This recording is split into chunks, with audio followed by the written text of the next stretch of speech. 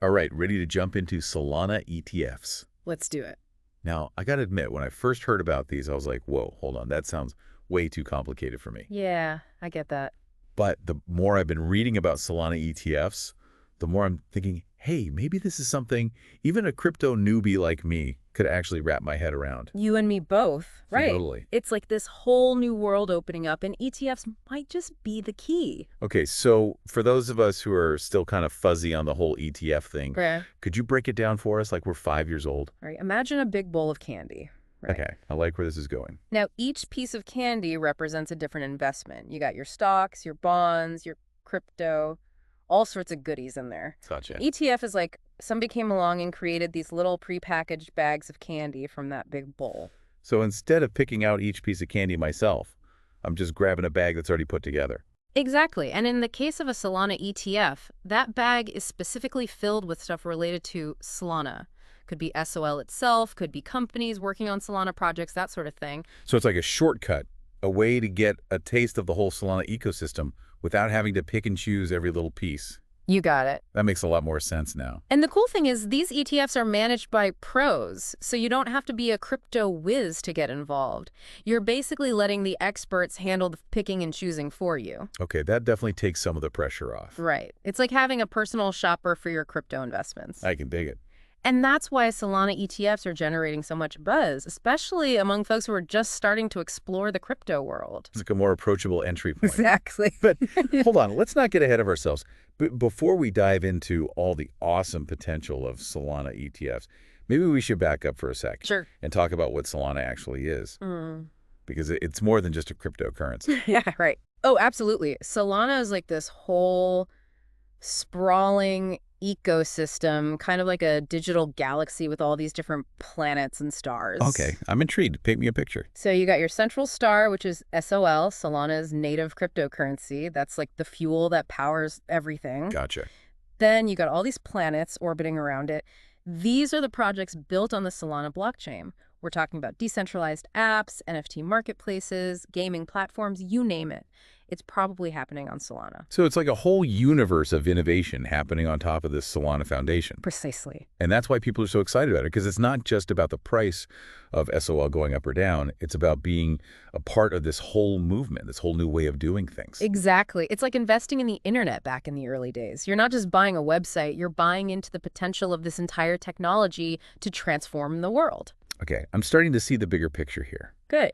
But let's bring it back to ETFs for a second. How exactly do these things connect to the whole Solana ecosystem? Well, think of it this way. When you buy a share of a Solana ETF, you're essentially spreading your investment across a bunch of different projects and companies that are all connected to Solana in some way.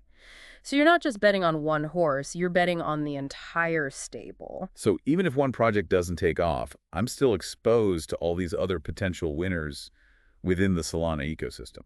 That's the idea. It's like diversification, but on a whole new level. You're diversifying across an entire ecosystem. Okay, that's starting to make a lot of sense. Good. I'm glad to hear it. Now, I've heard there are actually different types of Solana ETFs. Can you break that down for me? What's the difference between, say, a spot ETF and a futures ETF? All right, let's unpack that. Spot ETFs are pretty straightforward. They basically hold the asset directly. So in this case, a spot Solana ETF would actually own a bunch of SOL. So its price would just track the price of SOL. Pretty much. Simple enough. Futures ETFs are a bit more complicated. They're based on these agreements to buy or sell SOL at some point in the future. So instead of owning SOL directly, they're kind of like making a bet on where the price will be down the road. Okay, so futures ETFs are a bit more speculative. You could say that, yeah. They're more for folks who are comfortable with a higher level of risk. So if I'm a crypto beginner, maybe sticking with a spot ETF is a better starting point. Probably a good idea, yeah. Now, here's a question that's been bugging me.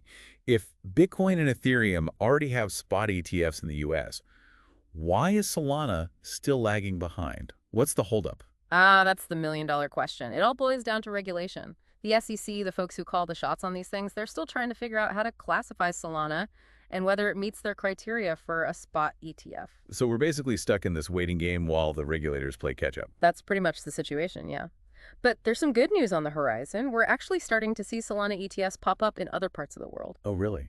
Where are they gaining traction? Well, Brazil's actually leading the charge. They've already approved 2 Solana ETFs. Wow. So it is possible to get this done. Absolutely. And that brings us to this whole political angle you mentioned earlier. What role could the U.S. election play in all of this? All right, buckle up, because this is where things get really interesting. The outcome of the election could have a huge impact on the regulatory landscape for crypto, which could either accelerate or hinder the approval process for Solana ETFs in the US. Okay, I'm all ears. Break it down for me. How could a change in administration potentially shake things up? Well, we got to remember the SEC doesn't operate in a vacuum. They're definitely influenced by the overall political climate and especially by the stance of whoever's sitting in the Oval Office. So, a president who's seen as pro-crypto might create an environment where the SEC is more likely to give the thumbs up to something like a Solana ETF. You got it. And I'm guessing a president who's more skeptical of crypto could have the opposite effect. Exactly. And that's why the upcoming election is so crucial for the future of Solana ETFs. Depending on who wins, we could see either a green light or a roadblock for these investments. Okay, so there's a lot riding on this election for anyone who's interested in Solana ETFs. No doubt about it. But before we get too deep into the political weeds, let's take a step back and address the elephant in the room: Okay, what's that? risk. Because let's be real, crypto is known for its volatility, right? I mean, these prices can swing like crazy. Oh, absolutely. Investing in any ETF carries inherent risks, but especially one that's tied to crypto. I mean, we've seen how wild these markets can get. Can you give me a concrete example just to really drive home how unpredictable things can be? Sure. Remember back in 2024 when there was that assassination attempt on former President Trump? Yeah, how could I forget? Well, Bitcoin's price actually surged afterward. Seriously, why would that happen? It all comes down to perception and speculation.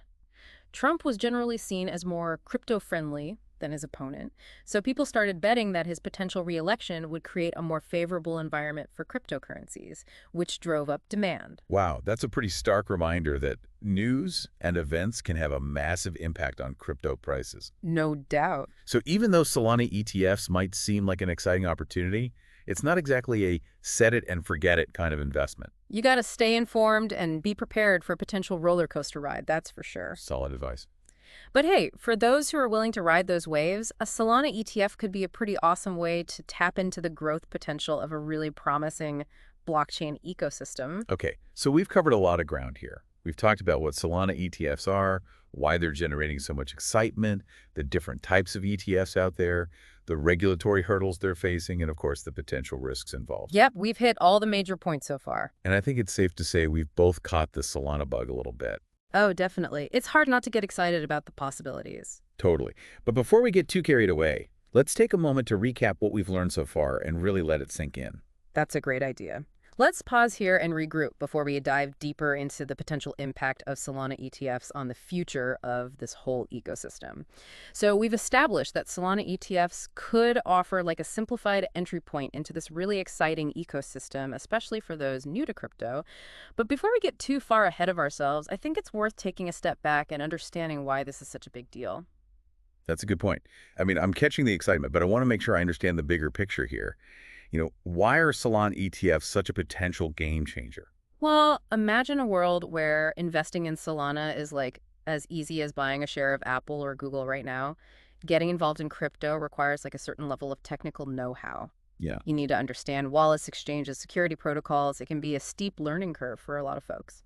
Yeah, I've definitely dabbled in some crypto learning resources, and it definitely felt like I was entering a whole new universe. Exactly. But a Solana ETF would basically streamline all of that. It would package the complexities of crypto investing into like a familiar regulated product. So it's like bridging the gap between traditional finance and this new world of like decentralized technology. You got it. And that bridge could have like massive implications. Think about it. Easier access means more investors, and more investors mean more demand for SOL, which could drive up its price and fuel the growth of the entire Solana ecosystem. Okay, I'm starting to see the ripple effects here, but let's not forget those regulatory hurdles we talked about earlier. How much of an impact could those SEC decisions really have? Well, if the SEC gives the green light to spot Solana ETFs, it would send like a strong signal to the market, almost like a stamp of approval. Like a vote of confidence? Exactly. It would say, hey, we recognize Solana as like a legitimate asset class and we're confident in its future.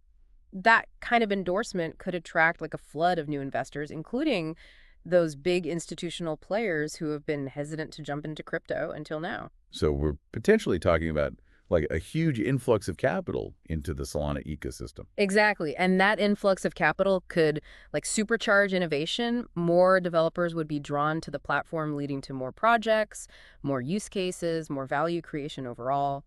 This is starting to paint a pretty exciting picture of what could happen, but let's play devil's advocate for a moment. Okay. Are there any potential downsides to all of this? Could this sudden growth actually have some negative consequences? You raise a really important point. Rapid growth can sometimes lead to instability. If the Solana network isn't prepared for like a surge in activity, it could become congested, slow, or even vulnerable to attacks. So it's like growing pains, but on a massive scale. Precisely. Scalability and security will be crucial as adoption increases. The Solana developers will need to make sure that the network can handle like the influx of users and transactions without compromising its stability. Okay, so growth needs to be managed carefully. What else should we be wary of? Well, there's always the risk of speculation and market manipulation. Whenever you have like a hot new investment, there are going to be those who are more interested in quick profits than the long-term health of the ecosystem. So we could see a bubble form that could eventually burst. It's a possibility, and it's definitely something investors should be aware of. It's essential to do your research, invest responsibly, and not get swept up in the hype. Remember, every investment carries risks. Solid advice. Yeah, So it seems like the future of Solana ETFs is filled with like both incredible opportunities and potential pitfalls. you said it. This brings us back to the political landscape we touched on earlier. How could the upcoming election actually influence the SEC's decision-making process when it comes to Solana ETFs? That's a great segue. Let's dive into the political arena and explore how those forces might impact the trajectory of Solana ETFs. Okay, so we've talked about the potential of Solana ETFs and the risks involved. Now, let's explore this political layer you mentioned. How could the U.S. election really sway the fate of these ETFs? Well, you got to think of it this way. The SEC, the regulatory body that decides whether or not to approve these ETFs, they don't operate in a vacuum. They're influenced by the overall political climate and particularly by the stance of whoever's in the White House. Okay, so a president who's seen as like pro-crypto might create an environment where the SEC is more likely to give the green light to something like a Solana ETF. Exactly. And that's where former President Trump's potential return to office becomes really interesting. He's generally been perceived as favorable towards cryptocurrencies, which could translate into a more lenient regulatory approach. But hold on, if Trump is so pro-crypto, why haven't we seen more progress on things like Solana ETFs, during his previous term? That's a really good question. The world of crypto was still relatively new back then, and the regulatory landscape was even more uncertain. Plus, there are always other political priorities competing for attention. But now with the crypto market maturing and gaining more mainstream acceptance, a potential second Trump presidency could be a very different story. So for those who are bullish on Solana ETFs, a Trump victory might be seen as a positive sign. What about Vice President Harris? Where does she stand on all of this? Harris's stance on crypto regulation is a bit more of a wild card. She hasn't been as vocal about it as Trump, so there's more uncertainty surrounding how a potential Harris administration might approach this issue. So a bit of a wait-and-see situation if she wins. Are there any other political factors beyond the presidential candidates themselves that could come into play here? Absolutely. One really key aspect is how cryptocurrencies are classified. Are they securities or are they commodities? That distinction has huge implications for how they're regulated. Okay, remind me again, what's the difference between a security and a commodity? I always get those two mixed up. Think of a security as like an investment in a company, like buying stock. A commodity, on the other hand, is more like a raw material, like gold or oil. So how does that apply to something like SOL Solana's cryptocurrency? Well, that's the big debate, isn't it? Some argue that SOL should be classified as a commodity, similar to how Bitcoin and Ether are currently regulated. Yeah. This would potentially make it much easier for a Solana ETF to get approved. So if the SEC kind of follows the precedent set by Bitcoin, and Ether Solana could benefit. Exactly, and that's why the arguments being made by people like Matthew Siegel, the head of digital assets research at Van Eck, are so important. He's been a really vocal proponent of regulating SOL as a commodity, which could have a huge ripple effect on the approval process for Solana ETFs. Okay, so there's a lot more going on behind the scenes than just the technical aspects of these ETFs. Yeah. It's a complex interplay of technology, finance, and politics. That's right. And that's honestly what makes this space so dynamic and fascinating to follow. We're witnessing the evolution of a new financial system, and Solana ETFs could be right at the forefront of that evolution. So for our listeners who are new to crypto and might be feeling a bit overwhelmed by all of this, what's the key takeaway here? I think the main point is that Solana ETFs represent a potential gateway for everyday investors to participate in a truly groundbreaking ecosystem.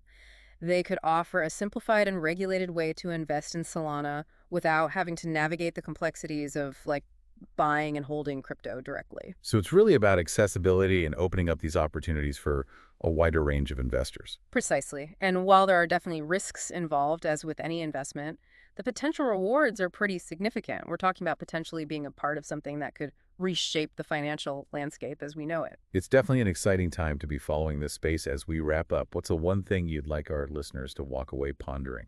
If Solana ETFs do become widely available, how will that impact the adoption and development of the Solana ecosystem? Will it lead to this explosive growth, or will it bring unforeseen challenges? It's a question that's definitely worth considering as this story continues to unfold. All right, folks, we've covered a lot of ground today, from the basics of Solana ETFs to the intricate political forces that could shape their destiny.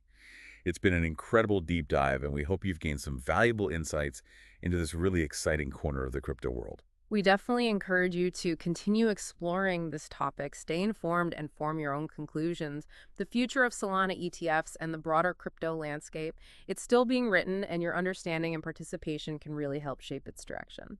And on that note, we'll sign off for today. Until next time, keep diving deep, stay curious, and never stop exploring the fascinating world of knowledge.